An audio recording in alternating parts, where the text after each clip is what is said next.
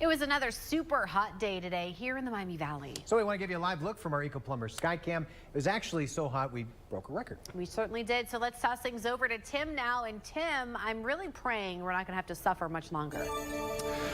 Well, we're not. It's not going to be as bad this weekend, but cooler temperatures this weekend, more seasonable is what I should say, but we do have some fall-like weather on the horizon. But back to that record that Adam mentioned, we did break our record high today at the Dayton International Airport. That's where all of our Dayton anyway, that's where all of Dayton's official data comes from. So 98 degrees today. The heat index at 420 this afternoon with this 98-degree temperature was about 103 degrees. Old record was 96 degrees set back in 1953, and still pretty warm across the region too. 80s out there right now, 81 in Troy, 83 in Dayton and Sydney. The rest of us sitting right around the mid to upper 70s. The NTSB, FAA, and OSHP now investigating a deadly plane crash in Warren County. Happened this afternoon, and tonight we've learned the pilot's name, 84-year-old Dieter Schmidt of Springboro. His glider was being towed by a single-engine plane, and as they took off, Schmidt's plane separated from the tow plane. That's when his glider nosedived into the runway, and he was killed. The pilot of the tow plane was not hurt. Lydia Bice was in Waynesville earlier today and spoke to a member of the flight club. The Lebanon Post of the Ohio State Highway Patrol began investigating this crash around 1:30 today. Now, this afternoon, we spoke with a longtime member of the club, Brian Stoops, says that the person involved was a great friend of his and a longtime experienced pilot. All pilots here at Cedar Creek Soaring Club are required to get their planes inspected. We always have safety measures and stuff.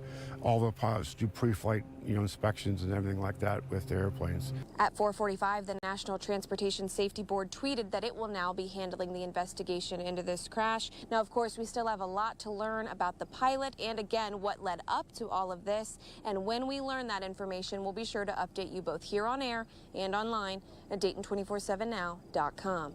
Back to you. We now know tonight the two suspects charged in the deadly shooting of a 12-year-old girl last Friday, pleaded not guilty. 23-year-old Antoine Benson and 19-year-old Javon Connor, are charged with aggravated menacing. Benson's also charged with weapons under disability. Now, they were both arrested yet Wednesday in connection to the death of 12-year-old Isabella Amor Carlos, who was shot and killed as she slept in bed in West Fairview Avenue. Now, both are due back in court next week. More charges are pending in this case. We also now know tonight 3 people are behind bars after large amounts of drugs and firearms were found at 2 different locations in Dayton. The arrests were made yesterday by Montgomery County Range Task Force after serving a warrant on North Euclid Avenue and Wyoming Street. Task Force detectives found large amounts of fentanyl, cocaine, crack cocaine, meth, cash, and 7 firearms during the search. All 3 suspects are now being held in Montgomery County Jail facing drug and weapon charges. Ohio Attorney General Dave Yost responding to the ACLU's appeal of Ohio's ban on House Bill 68. Now, that bans gender-affirming surgery and medication for transgender minors and bans trans women from competing on female sports teams. Now, earlier this month, a federal judge allowed that law to take effect. In a statement, Yost says in part, quote, "The court heard the evidence and correctly determined that Ohio's law protecting children withstands the legal challenges raised by the plaintiffs. The legislature has the authority to prevent experimental treatments that it deems dangerous for our children, and I will continue to defend the law." Governor Mike DeWine announcing a new program designed to create job opportunities for those recovering from substance use and mental health conditions. It's called the Ohio Recovery Friendly Workplace Program. It's meant to help combat the stigma surrounding addiction and mental illness in the workplace. Governor DeWine says the program would also provide a boost to Ohio businesses. We have to change our culture. So many people today have had an addiction problem, have an addiction problem, have a mental health problem, and it really holds them back if we don't help them get the help that they need. It's good business as well as good public policy. DeWine says the program also encourages businesses to provide support systems that help employees feel comfortable requesting help if they're dealing with addiction or mental health challenges. Altar Fest at Archbishop Alter High School kicking off tonight. That 3-day event filled with fun for the whole family, including attendees can look forward to food trucks, rides, games, live music, all of it throughout the weekend. Organizers say there's something for everyone in the community to enjoy, making it a can't-miss event. People can be from ages 0 to 100 entertained with great food, entertainment, games, gambling, rides, you name it, we can entertain you. Now, if you didn't make it out tonight, don't worry about it. The fun picks up tomorrow at noon. AAA says recent travel trends are spiking. What troopers say to expect if you plan to hit the road this Labor Day weekend. Also, the Miamisburg community remembering one of their own in a special way. How Brad Myers' life and legacy was honored at tonight's football game. And when to expect that relief from this heat coming up in your full forecast. Here's a look at your Eagle Plumber Skycam. You're watching Dayton 24/7 now.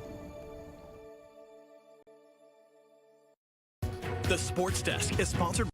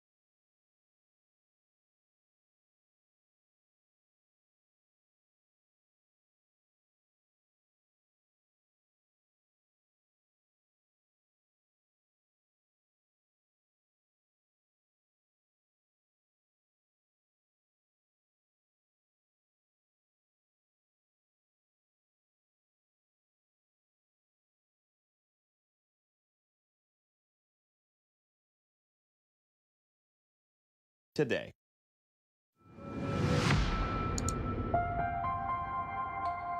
All right, let's give you a live look out on our roads now, because this weekend is what AAA calls the last hurrah of summer. They're predicting Labor Day weekend to reflect the year-long trend of many travelers both on the road and in the air. Gwyneth Falloon is a closer look at what you can expect for the holiday weekend. AAA says 2024 overall has been a busy year for travel. They say that's because we're still seeing people with the post-pandemic travel bug, and the cost to do so is a little cheaper.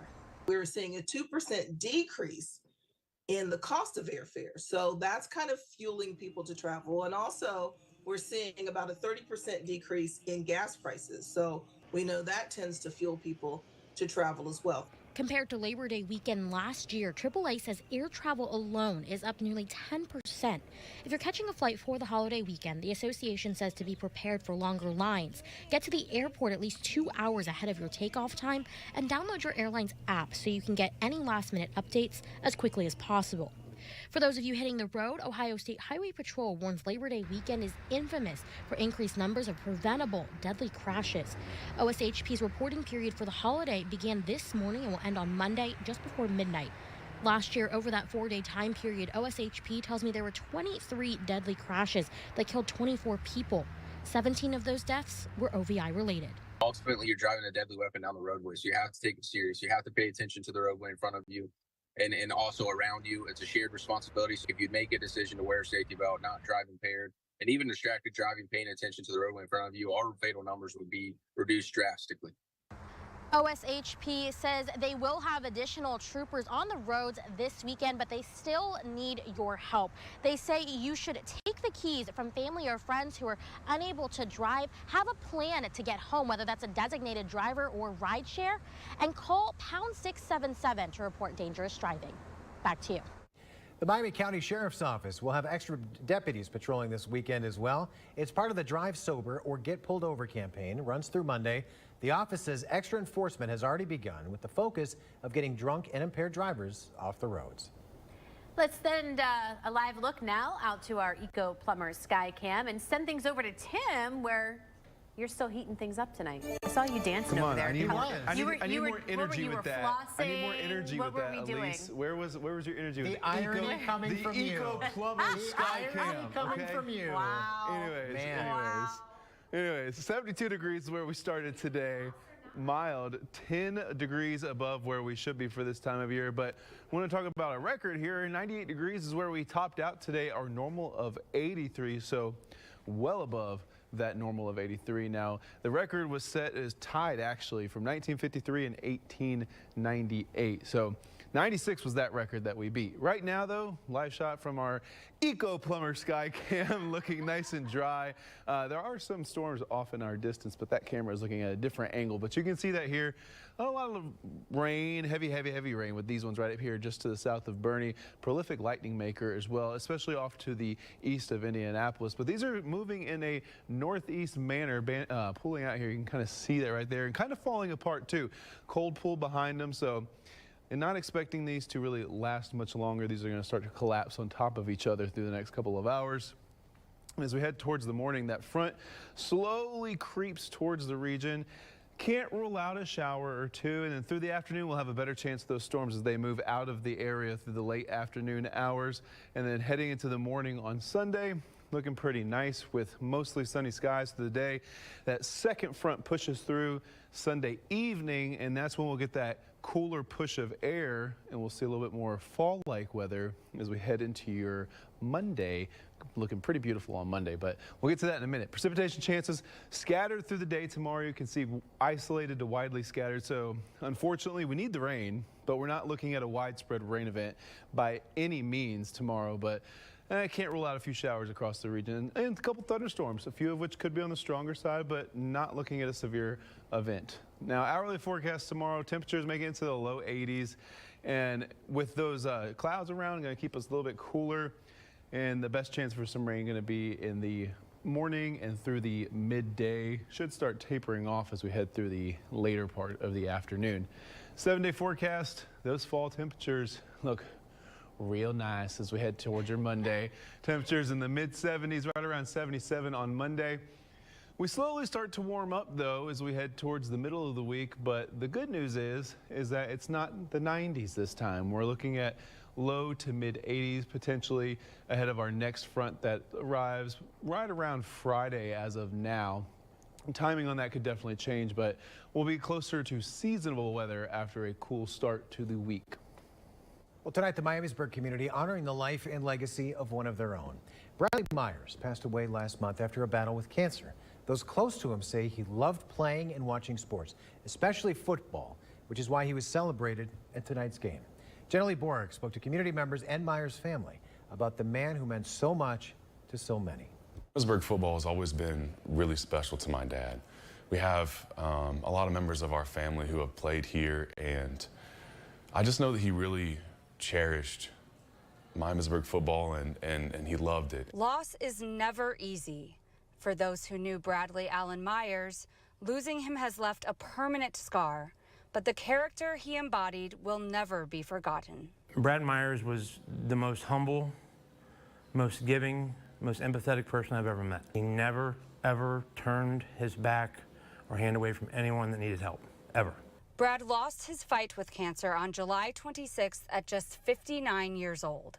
For his oldest son, Zach Myers, his dad's battle isn't what he remembers most. Instead, he holds on to the feelings his dad left him with.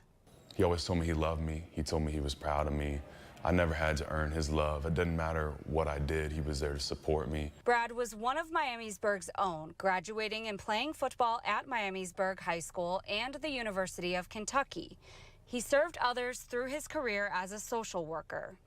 On Friday, the Miamisburg community honored him at the game, many wearing Be Like Brad shirts with qualities Brad embodied written on the back.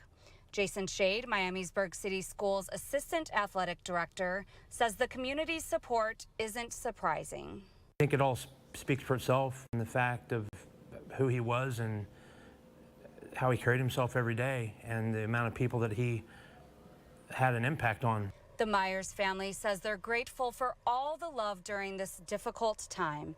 Now, his 3 sons will continue their dad's legacy by walking in his footsteps. We want to be just like him. Honestly, we just want to make him proud. And it starts with the way that we treat people and just try to live a life of caring and service to others like he did. In Miamisburg, Jenna Lee Borick, back to you. Well, the hockey community in mourning tonight. NHL star and CBJ player Johnny Gaudreau and his brother Matthew were hit by a car and killed last night as they rode bikes in New Jersey. Affectionately known as Johnny Hockey, Gaudreau inspired many to play hockey. A vigil outside Nationwide Arena in Columbus continues to grow tonight. I coach in the Blue Jackets Hockey League. You see the number 13 on the backs of so many jerseys, probably more than any other number. Those kids really look up to Johnny Gaudreau. Super family oriented, and you can't find a negative thing about the guy.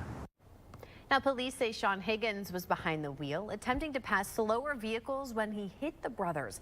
He's now charged with 2 counts of vehicular homicide and is suspected of driving while intoxicated. Fans in New Jersey setting up a roadside memorial for the Gaudreau brothers.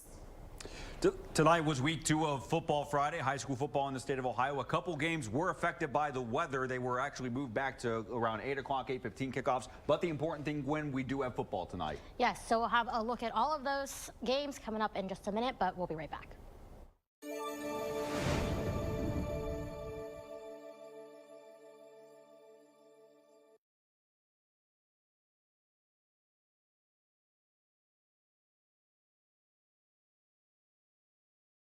Take Dayton 24/7 Now News with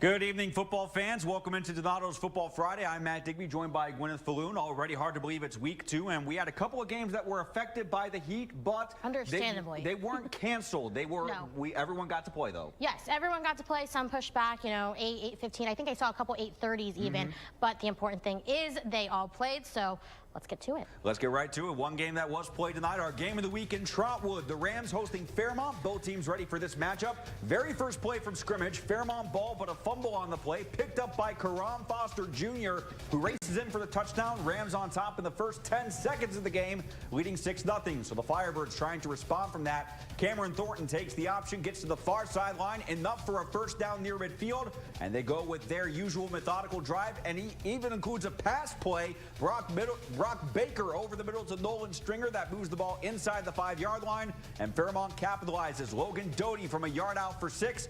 The extra point puts the visitors in the lead, 7-6. So Trotwood trying to answer on their ensuing drive. Dallas Sheehy takes the screen pass to Caden Cochran for a couple of yards. However, Cochran not able to pick up the first down. This drive would end the punt. Second quarter, Firebirds do try a field goal attempt, but it's off target. No good. However, Fairmont goes on to win 27-18 the final. The Firebirds are now 2-0.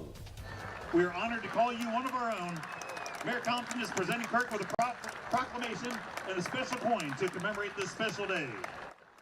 The city of Centerville and Centerville schools proclaiming today as Kirk Herbstreit Day at tonight's matchup against St. Xavier. Herbstreit is a graduate of Centerville High School, where he played quarterback for the Elks. But let's get to the game. The Elks coming off last week's win over Lakota East. But it's going to be the Bombers who strike first. About 4 minutes into the game here, Daniel Romer with the keep. He finds the hole, gets past Elks defensive back there, and runs it across the goal line for the St. X TD. The Bombers now lead, or with an early lead, 7-0. Seconds later, at least on the game clock, St. X with the ball. Kirk's son, Chase, with a quick handoff to Jake Britt, gets away from Centerville's defenders and finds the end zone. The Bombers now lead 14-0 with just under 8 left in the first quarter. Centerville with a chance to close the gap here. Leland Gantz on the field goal attempt for the Elks. It's good. Centerville now with 3 on the board, but a lot of ground to make up. To the second quarter we go. The Herd back in possession. Shane Cole to Parker Johnson. St. X's Braden Riley knocks it loose. The Bombers' Lucas Bishop at the bottom of the pile there. St. X is going to take over on down. There he is with the ball. It's going to be 34-10, the final, St. X. And to Withrow at Alter in Kettering tonight. Alter's second drive coming up here in just a second. There it is. Noah Jones finds the hole for about 25 yards here and the TD. Alter's going to take the early 6-0 lead. The following drive, Withrow's Amari Early loses a snap, and Connor Watkins sacks him for a big loss on third down. In a later drive, J.L. Harris finally gets Withrow going for about 35 yards before being pushed out of bounds. Still a respectable run. Then Early finds Carlin Neal, who fights his way forward and gives the big arm stretch for the tying TD. Look at him go. It's going to be, the game, is knotted at 6. Late in the half, the Tigers threaten again as Early passes to Carlin, who comes up just a little bit short, but Withrow, he then fumbles with Alter's Morgan and Montgomery. He's going to recover that ball right here. Withrow